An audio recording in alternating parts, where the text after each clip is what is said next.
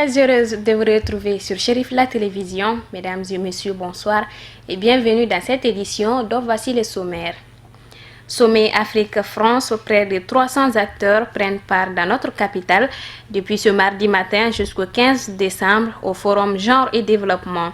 Les débats seront essentiellement axés sur l'agrobusiness en Afrique, un événement présidé par le chef de gouvernement malien.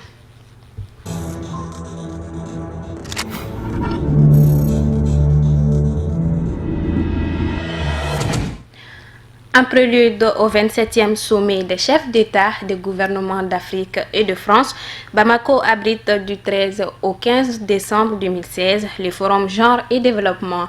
Durant 3 jours, près de 300 acteurs du développement et de l'entrepreneuriat dans le secteur de l'agrobusiness venant d'Afrique, de France et d'ailleurs se pencheront sur le thème l'entrepreneuriat féminin dans le domaine de l'agrobusiness. Comment développer l'agrobusiness, clé de l'émergence de l'Afrique. La cérémonie d'ouverture a eu lieu ce mardi matin au Palais de la Culture sous le haut patronage du Premier ministre Modibo Keïta, Amadou Kamara et Ibrahim Koulibaly. Les préparatifs vont bon train en vue de la tenue du 27e sommet Afrique-France que Bamako abritera du 13 au 14 janvier 2017. 3 importants forats sont organisés à la faveur des jeunes, des femmes et les opérateurs économiques.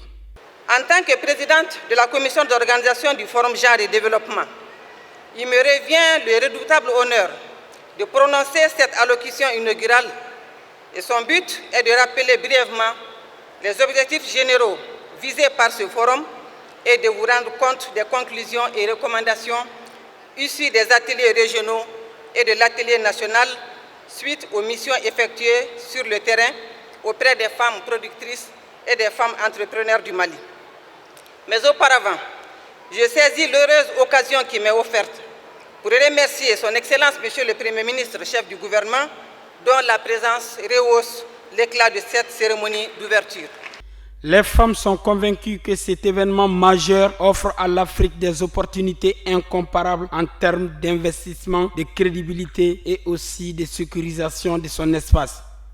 Les agendas 2063 de l'Union africaine, 2030 de l'Assemblée générale des Nations unies relatifs aux objectifs de développement durable et l'agenda national du Mali, le cadre pour la relance économique et le développement durable CRED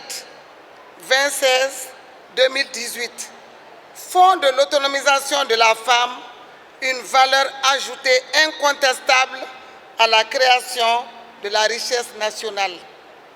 Ce qui nous fait dire du haut de cette tribune que la promotion de la femme est incontestablement un secteur d'investissement pour le progrès social.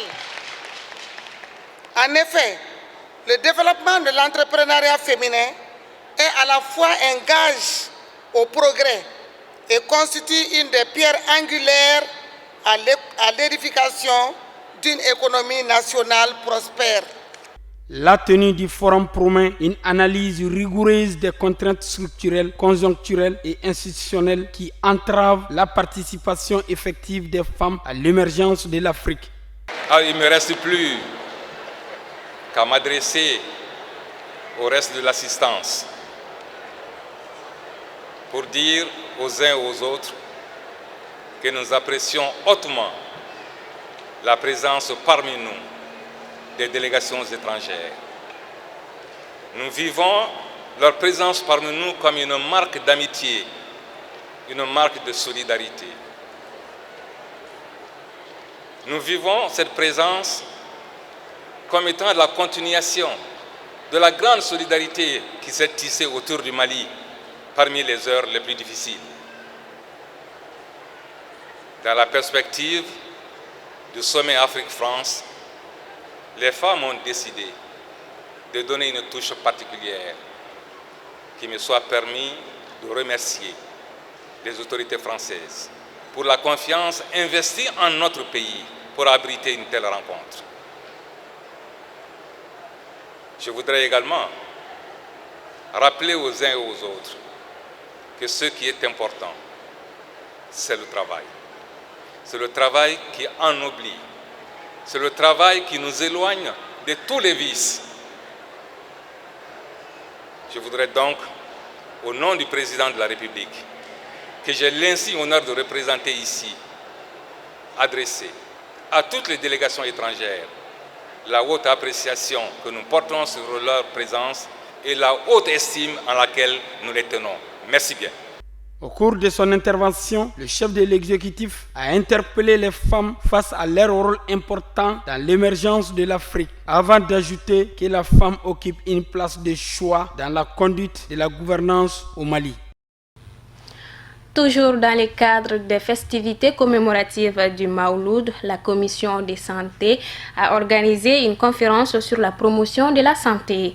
Le but était de sensibiliser les fidèles musulmans sur le danger qui représente l'hypertension artérielle, le cancer du col de l'utérus et de souligner la nécessité de la consultation prénatale. Tata Touré et Fousséni Keita. L'objectif principal, c'est la prévention, la sensibilisation et le traitement, si possible, des pèlerins qui sont venus pour le Mawlud. Mais seulement, nous appuyons beaucoup sur la sensibilisation, la prévention et probablement le traitement. Aujourd'hui, nous sommes dans la mosquée aujourd'hui pour la conférence de la commission de santé. Comme d'habitude, les thèmes retenus, c'est la CPN et le dépistage du cancer du col, la vaccination et aussi l'ASTEA. Donc il y a le gynécologue ici ils ont commencé, ils ont présenté déjà la CPN, ils vont présenter après le dépistage du cancer du col. Celui qui est en train de faire la présentation actuellement, c'est le docteur Konaré, lui il est en train de présenter sur l'ASTEA. La CPN, c'est la consultation prénatale. C'est-à-dire les femmes enceintes, lorsque une femme est enceinte, normalement elle doit venir 4 fois dans la grossesse pour voir s'il y a un risque pour l'accouchement, surveiller la grossesse éventuellement. L'objectif de cette conférence, c'est, comme vous savez, au cours du Mawlud, c'est notre grande manifestation, il y a beaucoup de monde, donc nous pouvons toucher beaucoup de monde par cette conférence. Et l'objectif, c'est la sensibilisation. Il faut qu'on se réveille, il faut qu'on n'accouche plus à la maison, il faut qu'on se réveille, il faut qu'on accepte d'aller faire les consultations prénatales. Les centres de santé sont un peu partout. Mais au Mali encore, il y a les décès maternels, le gynécologue va vous le dire, et les décès néonatals. Cela ne doit pas se faire. Aujourd'hui encore, il y a les femmes qui viennent dans les centres de santé qui n'ont pas fait de consultation prénatale.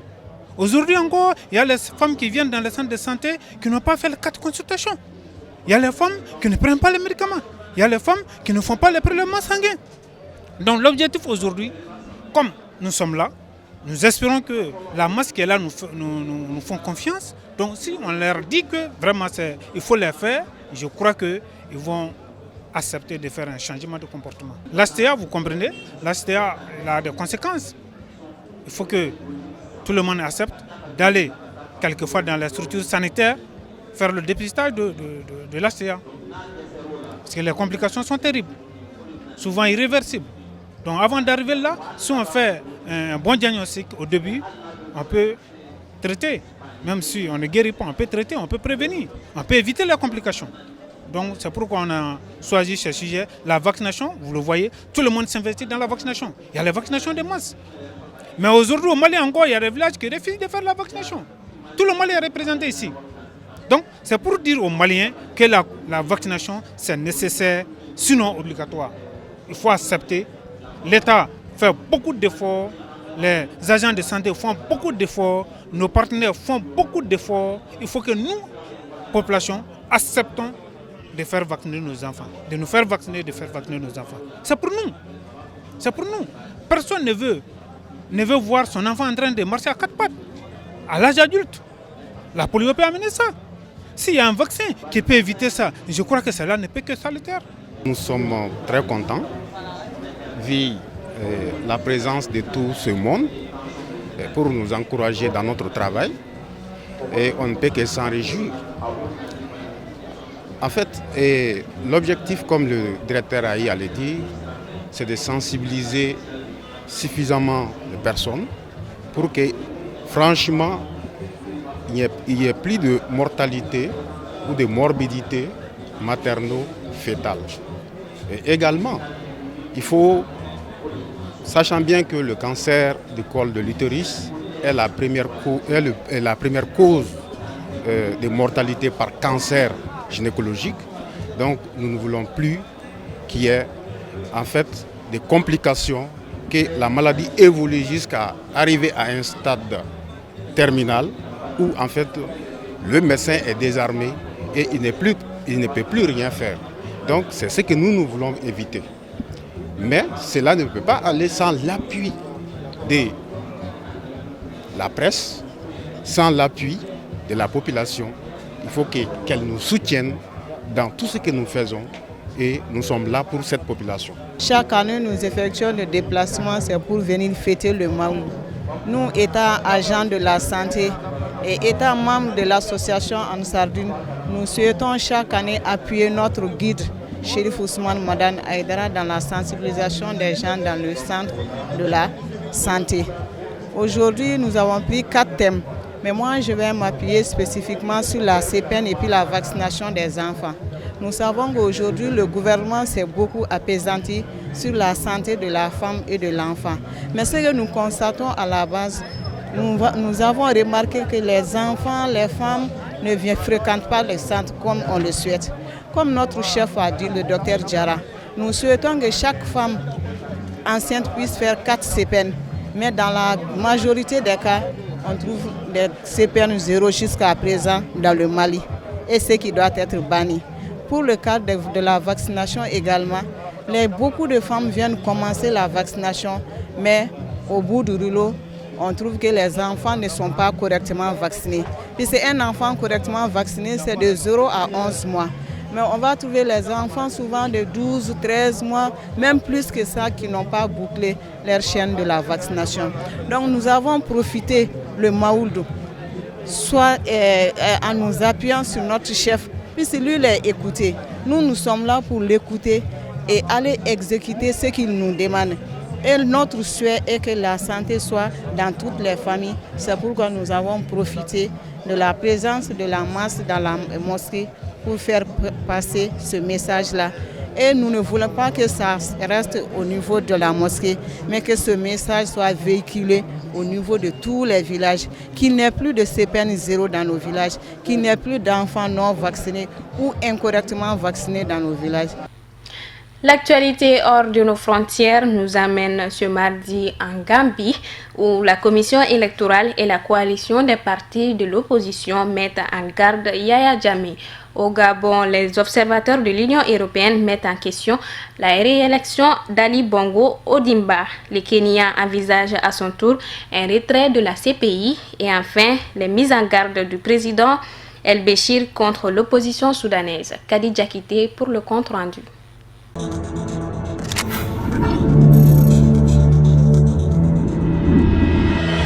Les avertissements à l'endroit de Yaya Jammeh se multiplient après son rejet inattendu des résultats de la présidentielle du 1er décembre qui ont proclamé Adama Barrow vainqueur et qu'il avait accepté dans un premier temps. Après l'injonction des 15 pays membres du Conseil de sécurité de l'ONU à Yaya Jammeh quant au respect du choix du peuple, le président de la commission électorale a averti le candidat malheureux que sa tentative de tourner les résultats en sa faveur ne changera pas le fait qu'il a perdu. Une autre voix, celle d'Omar Diallo de la coalition des partis qui a porté Adama Barrow à la victoire, qui voit en Yaya Jammeh un mauvais perdant et un ennemi de la démocratie. Selon le président de la commission de la CEDEAO, Marcel de Souza, la diplomatie est privilégiée, mais une intervention militaire pour faire respecter le verdict des urnes est envisageable. Yaya Jammeh a décidé dimanche de contester les résultats par la voie légale, donc devant la Cour suprême, une institution que le camp d'Adama Barrow dit être à sa solde.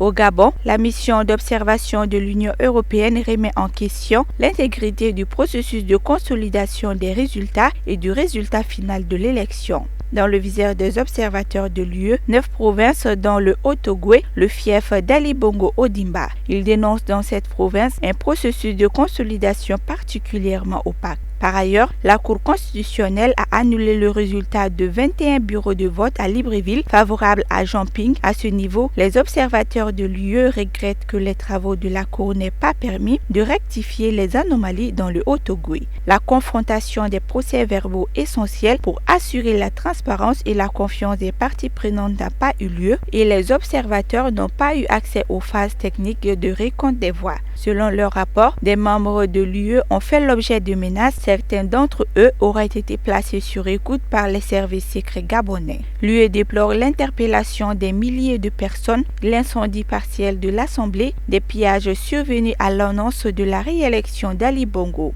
Dans son rapport, la mission d'observation de l'Union européenne souhaite l'ouverture d'une enquête objective et approfondie sur l'ensemble des violences électorales.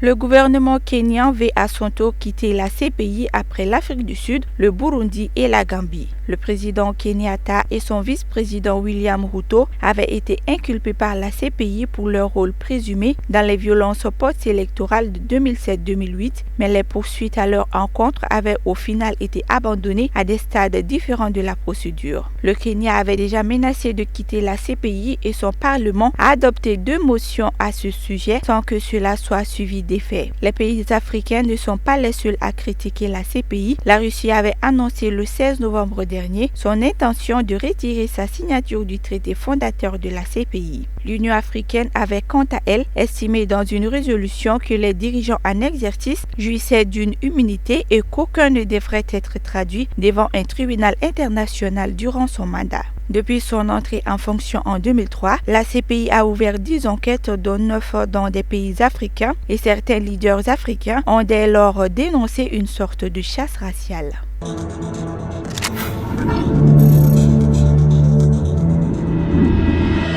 Au Soudan, Omar el-Béchir hausse le ton face à la tension qui monte dans son pays. Le président soudanais a mis en garde lundi contre toute tentative visant à renverser son régime et promet une répression sévère. Devant ses partisans à Kassala, à l'est du Soudan, le président Béchir a indiqué que son régime, je cite, ne sera pas renversé des claviers et WhatsApp, une menace en réponse aux nouveaux appels à manifester contre la politique du gouvernement lancée par l'opposition et des activistes hostiles au régime de Béchir. Depuis fin novembre, la tension est montée d'un cran au Soudan, alimentée par des manifestations contre la hausse de 30% des prix du pétrole et du diesel, ayant entraîné la flambée des prix des produits de base et sanitaires dans le pays.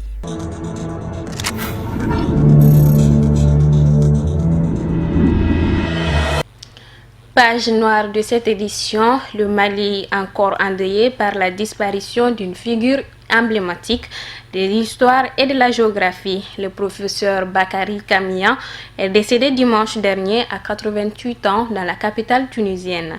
Historien hors pair et véritable encyclopédie des temps modernes, sa disparition constitue une immense perte pour notre pays. Amadou Diarra.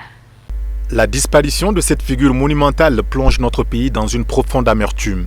Considéré comme la bibliothèque de l'époque contemporaine, Bakary Kamian était titulaire du CAP d'histoire et de géographie et d'une agrégation en géographie. Le professeur Bakary Kamian est le 2e Africain membre d'honneur de la Société de géographie de France. C'est dans le cercle de sang qu'il est né vers 1928 où il fit ses études primaires. Entre 1949 et 1952, il a été instituteur, puis a très vite gravi les échelons avant de devenir directeur général de l'École normale supérieure du Mali et secrétaire général du Conseil national de la recherche scientifique et technique à la présidence de la République. Cet illustre disparu avait aussi occupé d'importantes fonctions dans les hautes sphères du système des Nations Unies. Rappelons que le professeur Kamian est titulaire de plusieurs distinctions grâce à son riche parcours professionnel. En plus d'être commandeur de l'Ordre national du Mali, la Guinée et le Sénégal lui ont décerné les mêmes honneurs. Bakary Kamian est décédé dimanche dernier en Tunisie. Ses obsèques feront l'objet d'un communiqué ultérieur. Dormez en paix, professeur émérite. Voilà, ainsi va la vie. C'est la fin de cette édition. Merci de l'avoir suivi. Le programme continue sur Chérif la Télévision. À très bientôt.